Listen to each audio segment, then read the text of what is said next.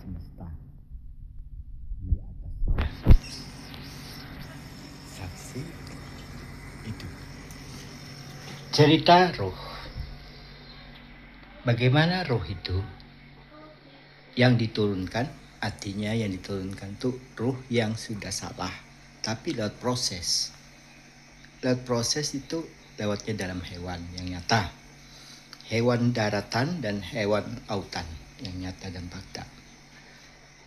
Contoh, seperti yang dikatakan ayam. Roh ayam tidak bergabung dengan roh yang turun ke bumi, itu di antara air hujan yang nyata, yang fakta. Roh ayam lengketnya di bulu. Rohnya hewan seperti sapi, lengketnya di bulunya. Kalau kita keluarnya di pori-pori sama. Kalau hewan itu seperti contohnya keropok. Keropok yang kulit, pasti dalamnya itu ada bolong-bolong, intik-intik. Itu contohnya, ya. Kalau ayam lengketnya di bulu. Ayam itulah yang mengantarkan roh yang hancur. Roh ibumu, bapakmu yang hancur. Di situ dia mengantarkan ke diri kamu. Hampasnya, kalau ikan itu laut insan, laut sisik, atau lewat lendirnya. Itu rohnya. Rohnya ikan atau laut sisiknya. Kalau rohnya hewan lewat kulitnya. Kulit, ya. Yang lengket itu babi,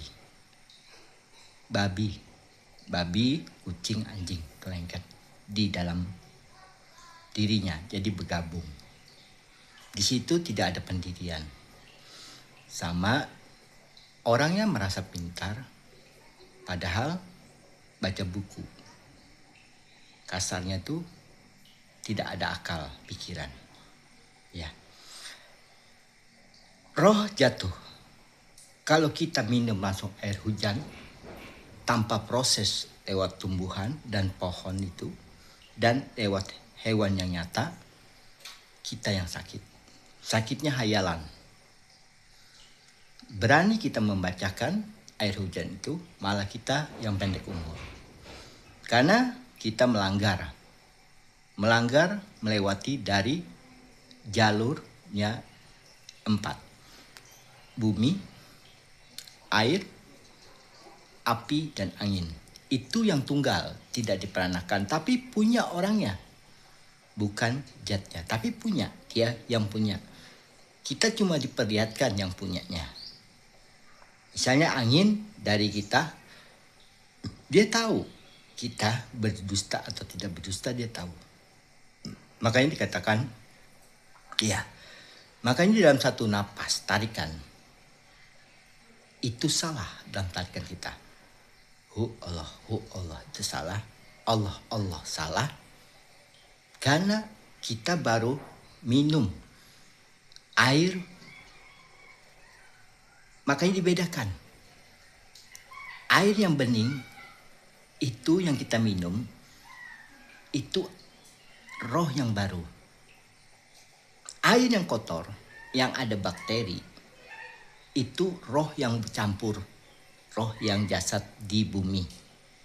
Jadi roh di bumi itu dikatakan impas. Impasnya apa?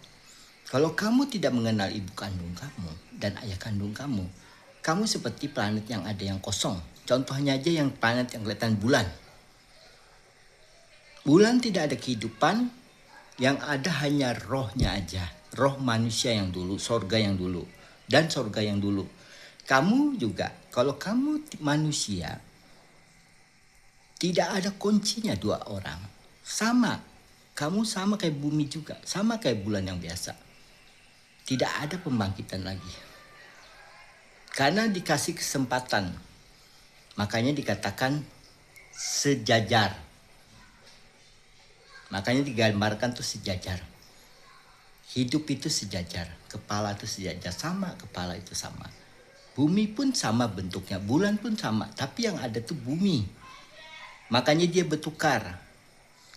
Kalau kamu tidak ada pandangan sedikit pun di dalam dirimu, kuncinya ayah dan ibu, soalnya roh yang 10.000 itu hancur. Lebih pintar.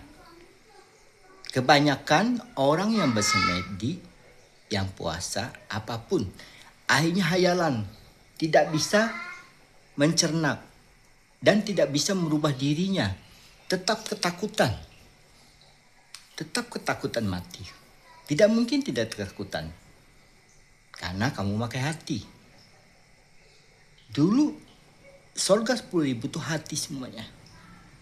Saling bertukaran. Yang cantik, yang pintar dapat. Contohnya seperti ayam yang nyata. Siapa yang sakti, siapa yang kuat ilmunya. Makanya dikatakan bukan di bumi yang kuat itu, bukan di bumi yang berseher itu, bukan. Planet yang di atas itu, yang 10.000. Saya cuma ngambil 1.000 aja batasnya. Jadi roh itu jatuh dengan air. Makanya roh kita itu hitam, bukan putih, hitam. Makanya digambarkan seperti rambut. Keluarnya tidak terasa, dipotongnya pun tidak terasa.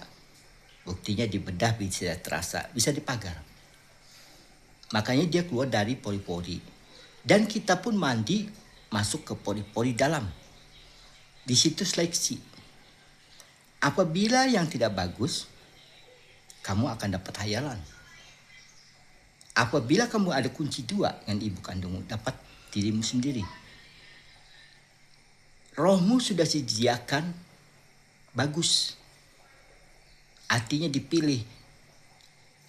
Manusia yang dulu, yang 10.000 planet surganya itu, dikembalikan ke binatang. Bukannya inkarnasi, bukan. Itu tidak ada lagi sudah. Manusia yang hayal-hayalan habis. Sama kayak bulan yang nyata. Tidak ada surga yang kekal dan abadi. Makanya diseleksi roh itu. Kamu bisa kembali lagi, turunlah kamu ke bumi. Aku ciptakanlah manusia itu yang punya akal. Dan kamu turun, tunduk sama dia. Hormat sama dia. Karena dia bisa perbaiki kamu. Bisa perbaiki kamu. Makanya turunlah hujan. Makanya bumi terkikis semuanya. Harta-harta arut semuanya. Itu dengan harta dia ibaratnya. Di sana pun kosong. Itulah manusiaku. Makanya saya bilang, memotong hewan jangan ada bacaan. Di situ ruhnya lengket di bulunya. Makanya di bulunya itulah bisa dibikinkan kering. Sama. Jaringan kita pun, kulit kita sempurna. Bukan hewan. Bukan makhluk yang di bawah. Kalau makhluk di bawah tidak dipandang lagi sudah. Kesempatan kamu untuk membangkitkan ayah dan ibu kamu. Kalau kamu ingat terus dalam 1 menit. Tidak pernah lepas. Berarti kamu ingat dengan yang punya bumi, yang punya angin, yang punya api kehidupan di dunia, dan air yang suci. Ada orangnya.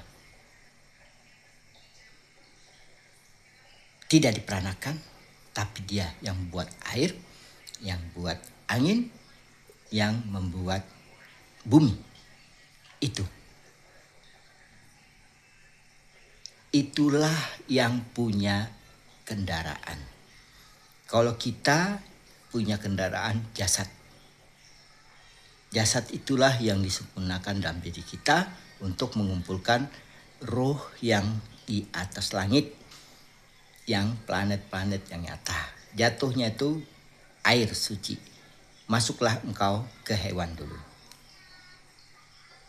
Ke tumbuhan dulu. Itu namanya. Jadi kalau ilmu Konghucu ya, kamu ndak makan